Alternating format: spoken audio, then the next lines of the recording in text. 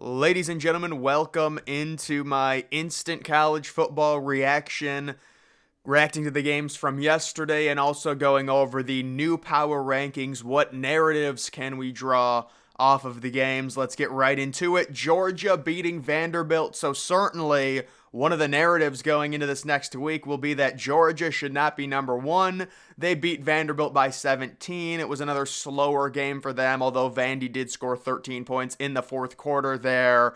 But yeah, Georgia now sitting 1-6 against the spread. Whether or not they should be number one, it's really anecdotal. They haven't faced anyone. And the number two team in the country also has not faced anyone. Michigan, who started off the game down 7-0. I think at one point Indiana had like 160 total yards of offense. Michigan had -8. And then Michigan just throttles them. I mean, guys, it's Georgia, Michigan. They're both facing nobodies. And it's like the battle who can blow out their opponent more. That's who deserves to be ranked number one. I really don't want to get into an argument about that. I mean, at the end of the day, neither of these teams have been tested. It is what it is. They're probably going to keep Georgia at number one based off their history of winning back-to-back national championships, but neither of those teams have really proven anything. It is what it is. Ohio State, that's a pretty impressive win for the Buckeyes, 41-7 over Purdue. They came to this game around 17-point favorites after there was some windy conditions. There was some rain. The line got bet down. Ohio State, very solid defense. The offense still a work in progress. Dalton Hayden looks like possibly Ohio State's best running back. Trevion Henderson missing another week. Mayan Williams also out. Chip Trayanum gets injured. So the Buckeyes dealing with some injuries. Certainly against Penn State, I would expect Trevion Henderson to be back, and I would expect a 1-2 punch of Dalton Hayden and Trevion against a very tough Penn State defense. Unfortunately for Ohio State, that Penn State game will be at noon, but this was a good win for Ohio State, easily covering the 20-point spread or whatever it was. And Purdue, let's be honest, Purdue is just not good. It was a rainy day. They couldn't throw it all. They don't have athletes. It is what it is. Ohio State ends up destroying them. You have Florida State annihilating Syracuse,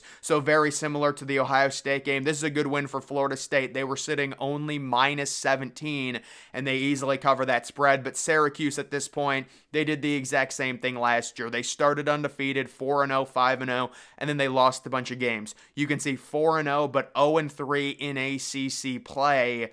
FSU improves to 6-0. I'll be honest, I'm not as high on FSU as other people are. They had a nice win week one against LSU, but it seems like Jordan Travis gets injured every week, and people are forgetting that Boston College game where FSU really looked bad. Also, the game against Clemson, people seem to be forgetting. Clemson completely controlled that game. Now, FSU got some breaks and ended up winning it, but it's important to note that Clemson really just straight up outplayed FSU at home. So either way, FSU sitting at 4-0. You have Penn State destroying UMass, so they came into this game -42. I believe they got it says right there, 2 punt returns for touchdowns. I really don't care about that game. If Penn State would have won 42-7 or 63-0, it's the exact same thing to me. Penn State basically has 3 bye weeks going into the Ohio State game, considering they faced Northwestern. They had their bye week, then they faced UMass, now they face Ohio State, and this is a program-changing game for Penn State. They've been so close this year, no matter which way you slice it. They have to go 1-1 against Ohio State and Michigan. You can lose to Ohio State on the road, but you have to beat Michigan at home, or vice versa. You have to somehow win one of these games if you're Penn State and break through. They do have a first-year starting quarterback, but still, Penn State will be traveling to Columbus, only 5-point underdogs. They've been so close to beating Ohio State over the past few years. They should be healthy. They should be very well prepared against Ohio State. Then you've got the huge game of the day, Washington beating Oregon. Oregon being ultra aggressive, the 2-point conversions, Dan Lanning at the end of the game. Certainly some regrets. It seemed like Oregon was playing for a field goal. You cannot do that when you're dealing with college kickers. Unfortunately, that game ends on a 43 yard missed field goal. And Washington, Michael Penix Jr. right now leading the Heisman race for sure. They end up winning that game by 3 points. This game could not have worked out any better for the Pac-12. Washington was -3. They win by 3. I highly doubt Oregon's going to drop down much at all. Washington probably entering the top 5 now. Both of these teams can very easily make the playoff. If Oregon wins out, they will easily be in the playoff. And the Pac-12 is just a very good conference. Bo Nix was impressive, but just a really good game there. The Pac-12 really showed out. That was a 3:30 Eastern start, 12:30 Pacific there in that one. Notre Dame destroys USC. And I really, like with Lincoln Riley, man, Lincoln Riley really needs just an absolute change when it comes to defensive coordinators. Like, he needs a coach, a specific coach that was formerly a head coach that can just come in and coach the defense, because it's clearly not working out with Alex Grinch. Caleb Williams has a blow-up bad game. It's impossible to win 2 Heismans. I said that in the preseason. It wasn't going to happen. 3 interceptions in the first half. Notre Dame, sneaky good season. Notre Dame, you have to feel bad for them. They had Ohio State beaten. Could you imagine if they would have beaten Ohio State, even losing to Louisville and then beating USC? This would be a top 10 team in college football right now easily.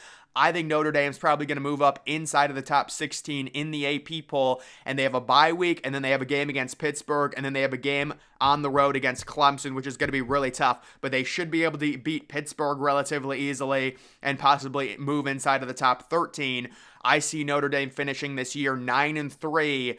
Very solid season for them. Huge win at home against USC in a rivalry game. And USC, they're going to get crushed this year. They've still got a very tough schedule. They're not making a New Year's Six Bowl. That's how bad their defense is. The Pac-12 is good. It's unfortunate. Alabama beats Arkansas by 3. So Bama really winning this game easily in the first half. Jalen Milroe was 5 of 7 for 200 yards and 2 touchdowns at one point. He goes 1 of 9 in the second half. Very bipolar Alabama team. They came into this game trending -19-point favorites. Everyone was betting on them, and they don't even come close to covering. Arkansas right now, 2-5. They're probably going to fire their coach. And yeah, just a real disappointing, a random noon game. And with Alabama, we know their defense is good, but I just don't think they have enough in terms of offense to really be a contender. I'm guessing they lose another regular season game at some point, but they are 6-1. You have North Carolina beating Miami. So North Carolina, you got to give them credit, man. They were down 14. They were down 17-14 at halftime. 3 touchdowns. Wes Walker coming back off of that little, scuffle with the NCAA. And, North Carolina's going to move inside of the top 10. It is what it is. Miami, on the other hand, they probably shouldn't have been ranked. And they proved it here. They were 3-point underdogs. They end up losing by 10, but it was really a blowout. They scored 2 touchdowns late. Pittsburgh beats Louisville. Louisville, it was nice knowing you. Yeah, this can happen, unfortunately. So Pittsburgh improves to 2-4. Louisville, everyone was high on them. They came into this game 8-point favorites. I said to take Pittsburgh plus the 8, and it ends up working out to where Pittsburgh wins outright, because Louisville, they just don't recruit at a high enough level, in terms of being able to stave off some of these lower tier opponents, especially after a game against Notre Dame when it's so emotional at home. Going on the road, it's going to be tough. You've got Oregon State beating UCLA, so Oregon State really in control of this game. Dante Moore, kind of, true freshman, the interceptions. I think he had 3 interceptions in the first half. Oregon State, they hold serve. They're sitting 6-1. They're going to move up. That's a good win against a ranked team at home. You give them credit. Utah beats California by 20. I still don't believe in Utah. Utah's going to start losing a lot of games to Pac-12 teams. California, on the other hand, I don't know how you allow 34 points to that horrible Utah offense, but it is what it is. Duke beats NC State 24-3. So good for Duke with their backup quarterback. They barely completed any passes, but they still won easily against an NC State team coming off a pretty good offensive game against Marshall. Tennessee beats A&M. I'll tell you, Tennessee's been really good against the spread recently. Both of these teams, I think, are a little bit overrated, but give Tennessee credit. They were 3-point favorites. They cover the spread in this one. They're a run-first team at this point. and they get the job done, winning a lower scoring game. Arizona destroys Washington State. That might be a record for an unranked team going on the road at a ranked opponent and winning 44-6. Washington State, it was nice knowing you. Have fun in the Mountain West. That was a low blow, I'm sorry, but Arizona. Should Arizona be ranked at 4-3? 44-6. LSU trounces Auburn. We liked them minus the 12 because Auburn has a horrible offense. And yeah, Auburn is a complete dumpster fire right now. LSU, and think about this. LSU and their horrible secondary held Peyton Thorne to like 100 passing yards on 23 attempts or something. Just horrific. And then the final two games, Kansas, it was nice knowing ya. Jalen Daniels, what happened? He didn't even play. Jason Bean, the backup quarterback for Kansas, threw for like 450 yards, but they still lose. Oklahoma State right now trending up. I'll be honest, 4-2. They've won 2 games against Kansas State and Kansas. Good for them. And then Missouri, we were in on them possibly winning this game outright, sitting as slight underdogs against Kentucky. Kentucky, it was nice knowing ya. There goes Georgia's one big win because Kentucky is going to be unranked. How about Missouri? 18-0 in the fourth quarter in that one. And then taking a look at the FPI rankings, you still have Ohio State sitting at number 1. Oklahoma coming off a bye sitting at number 2. Look at this, Penn State and Michigan, 3 out of the top 4 teams from the Big Ten. Both Penn State and Michigan moving up 4 total spots. You know, it is what it is. Penn State destroyed UMass. This is kind of an analytical quirk where the analytics tend to weigh too much in terms of beating up on a bad opponent. Same thing with Michigan against Indiana. And then you can see Texas, who I believe was also coming off a bye, sitting at number 5. Oregon down 1 spot, but they're still at number 6. Bama down 4 spots. It's getting a little bit more accurate. Yeah, that's right. Bama at number 7. Georgia down 4 spots to number 8, and it's understandable. They keep struggling. They're going to fall. They're not going to be rewarded for that. Like, you know, the AP poll is not going to move them off of number 1, but the analytics will move them down if they struggle in terms of their dominance against a team like Vanderbilt.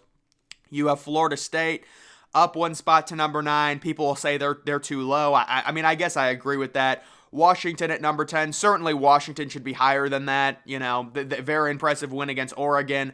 A lot of people will wonder, you know, how is Washington below Oregon? Well, guys, this is an analytical ranking. Washington was at home against Oregon, so they're already going to get an advantage being the home team, and Oregon actually outgained Washington by 170 yards. So the analytics are saying Oregon went on the road at Washington, outgained them by 170 yards, and lost by 3 points in a complete toss-up of a game. If that game was played in Eugene, the analytics would favor Oregon. It's understandable, but I do think Washington should be higher. LSU sitting at number 11, up 3 spots. That's just too high for them. They don't have a good enough defense. Ole Miss at number 12, I would have them way lower than that. Notre Dame at number 13. I like Notre Dame possibly as a top 15. Yeah, it's definitely as a top 15 team right now. North Carolina at number 14. That's probably pretty close to accurate. USC sitting at number 15. Yeah, USC is trending way down. Tennessee up to number 16. A&M needs to be lower for sure. Clemson at 18. Kansas State up 3 spots at 19. And then just kind of taking a look at the bigger movers. How about TCU? After that week 1 loss against Colorado, they've calmed the ship. They're holding serve right now, and they're back inside of the top 25. Louisville falls 4 spots. Maryland only falls 2 spots for losing to Illinois. Amazing. Missouri up 10 spots to number 27 after their win on the road. And then you do have Wisconsin. Oh my God, the Big Ten West. The Big Ten West, anytime there's a chance to elevate a team, they always fail. Wisconsin had 1 loss. They were going to be ranked. All they had to do was beat Iowa. They were, probably going to be ranked number 22 or number 21. 9.5-point favorites against Iowa, a team that literally cannot throw, and they somehow lose. So I don't need the Big Ten West, man. Kill it with fire. Kill it with fire. UCLA up 1 spot even after their loss, and then SMU up to number 30. Shout out to them. They're having a good season. But either way, guys, that is going to do it for this video. The big takeaways, none of the top teams faced really anyone of note. The huge game, obviously, Washington, Oregon, with Washington winning it, but both teams still certainly have a chance to make the playoff when you look at that. But guys, that is going to do it for this video. Make sure you're following me on X. Link to that's always in the description.